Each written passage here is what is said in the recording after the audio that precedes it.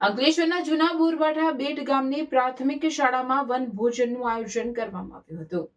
જૂના બોરવાડા બેટ ગામની પ્રાથમિક શાળાના આચાર્ય કિરણબેનને જણાવ્યા અનુસાર બાળકોના સર્વાંગી વિકાસ માટે વનભોજનનું આયોજન કરવામાં આવ્યું હતું, જે અંતર્ગત ગામની નજીકમાં આવેલ રેવાણ્ય વન ખાતે શાળાના બાળકોને લઈ જઈ વિવિધ જીવન ઉપયોગી વનસ્પતિઓની ઓળખ કરાવી તેના વિશે જાણકારી આપવામાં આવી।